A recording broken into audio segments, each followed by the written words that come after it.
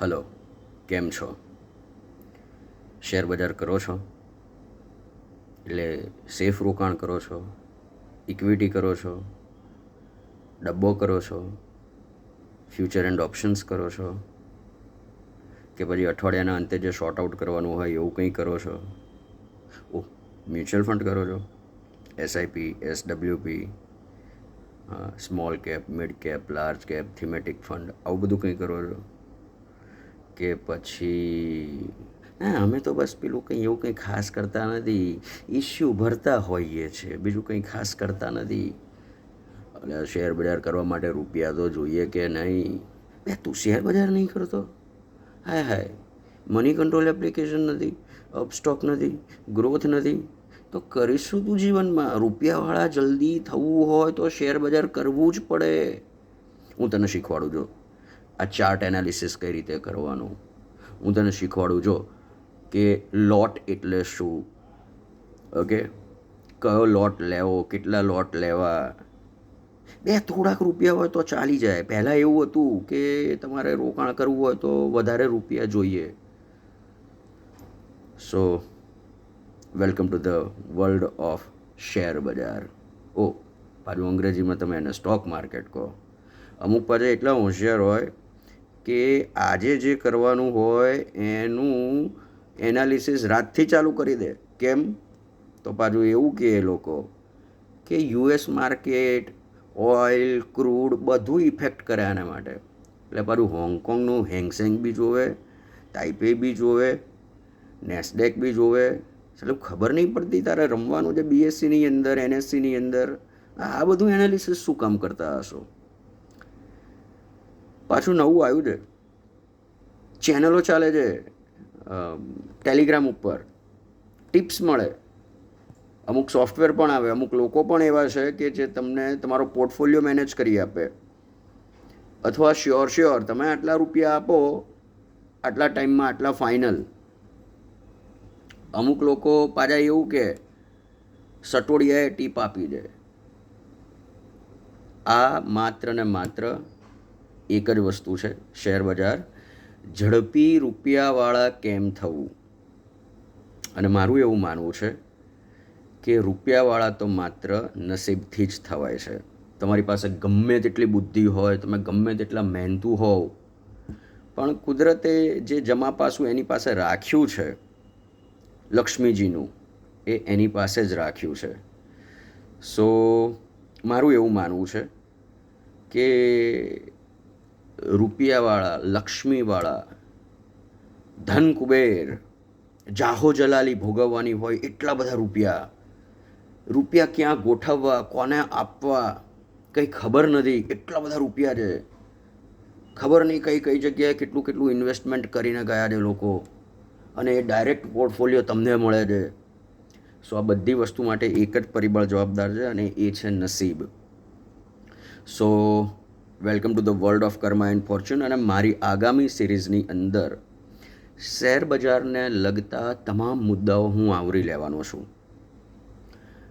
Share બજારનો રૂપિયો કોને મળે છે, કોના નસીબમાં શેર બજારનો રૂપિયો છે. તમારા જન્માક્ષરની અંદર, તમારી કુંડળીની અંદર એવી તો કેવી ગ્રહોની ચાલ છે, કયા ગ્રહો કયા સ્થાનમાં પડ્યા છે, તમારું ધનસ્થાન કેટલું પાવરફુલ છે, ભાગ્યસ્થાન, પંચમ સ્થાન, કર્મસ્થાન, કર્મથી મળતો લાભ, વ્યય, આ કેટલું પાવરફુલ બને છે. આ બધી વસ્તુઓની ચર્ચા કરીશ શેર બજારના મુદ્દા સાથે. એટલે જે લોકો તમને સલાહ આપતા હોય, નો ડાઉટ સલાહ માનવી જોઈએ, હું ક્યારેય એવું નથી કહેતો, પણ જો જલ્દી રૂપિયાવાળું શેર બજારથી થવું હોય તો હું ક્યારેય કોઈને એવી સલાહ નથી આપતો, નો ડાઉટ, કારણ કે મને બધાનું નસીબ નથી ખબર હોતી. પણ મેં એટલું જોયું છે કે આજ દિન સુધી મને એવા રેરેસ્ટ ટુ રેર પીપલ લોકો મળ્યા છે કે જેમણે મને એવું કીધું, એનું ડીમેટ એકાઉન્ટ બનાવીને કે બતાવીને કે જો મારા ડીમેટમાં આટલો માલ પડ્યો છે, હું અત્યાર સુધી આટલું કમાયો અને આટલું ગુમાયું. ગુમાયું હશે તો એ કહેશે, પણ કમાયા હશે તો નહીં કહે. અને અમુક એવા પણ છે કે થોડુંક કમાયા હશે ને એટલે જાણે એવો પ્રચાર કરશે, લોકોને એટલા ઇન્ફ્લુઅન્સ કરી નાખશે, તમારો જીવ બળી જાય કે સાલું કરવા જેવું હતું આ કંઈક. કારણ કે 9 થી 7ની નોકરીમાં તો આટલું જ મળે છે, અને આ તો એક સોદો પડ્યો એમાં આખા મહિનાનું નીકળી ગયું. એટલે તમારો જીવ બળે તમે ના કરતા હોવ એટલે. અને અત્યારની સિચ્યુએશન એવી છે કે તમે 100માંથી 90 જણાના મોબાઈલની અંદર મની કંટ્રોલ જોશો, અપસ્ટોક્સ જોશો, ગ્રોથ જોશો, એન્જલ બ્રોકિંગ જોશો. સો આ બધી વસ્તુઓ શું છે? તો આ બધી વસ્તુઓ માત્ર ને માત્ર એક જ છે કે ભાઈ તમારે ઝડપી રૂપિયાવાળા થવું છે. લોકોની ચકાચોંધ રોશનીથી તમે અંજાઈ ગયા છો અને તમારે પણ આવી રોશની જોઈએ છે. સો હું એટલું માનું છું કે જૂની કહેવતો પ્રમાણે કે સફેદ કોલરવાળાનો જુગાર છે. બીજી કહેવત છે કે માણસને બરબાદ કરવો હોય તો એને શેર બજારનું પગથિયું ચઢાવી દો. બીજી એક વસ્તુ પણ સાંભળી છે કે શેર બજારની કમાણી શેર બજારમાં સમાણી અને મવડીની સુખડી, અને શેર બજારનો રૂપિયો કોઈ ઘરે લઈ ગયું નથી. પણ છતાં પણ મેં એવા લોકો જોયા છે કે ક્યાંક ને ક્યાંક એવી ઉથલ પાથલ કરી નાખતા હોય છે, તમને એવું લાગે કે યાર આ માણસ તો હમણાં સુધી સાયકલ ઉપર ફરતો હતો અને અત્યારે સ્કોર્પિયોનું છેલ્લું મોડલ લઈને ફરે છે. આ માણસના ઘરમાં છત ઉપરથી પાણી પડતું હતું, ભેજ લાગ્યો હોય તો વોલ પુટ્ટી કરાવવાના પૈસા નહોતા, અને અત્યારે જુઓ તમે સાયન્સ સિટીમાં ફ્લેટ નોંધાવી દીધો. એટલે આ બધી વસ્તુઓ શું છે કે તમારો જીવ બાળવા માટે બોલાતી વસ્તુ છે. નો ડાઉટ લોકો કમાયા છે, ભરપૂર કમાયા છે, પણ કોઈ તમને એવું નહીં મળે કે મને આટલો મોટો લાફો વાગ્યો છે. ઓકે, સો આ બધી જ વસ્તુઓ, તેજી મંદી, કેવા ગ્રહો હોય તો શેર બજારમાંથી ફાયદો થાય, કેવા ગ્રહો હોય તો લોંગ ટર્મ ઇન્વેસ્ટમેન્ટથી ફાયદો થાય, કેવા ગ્રહો હોય તો કેવા પ્રકારના કંપનીના શેર ખરીદવા,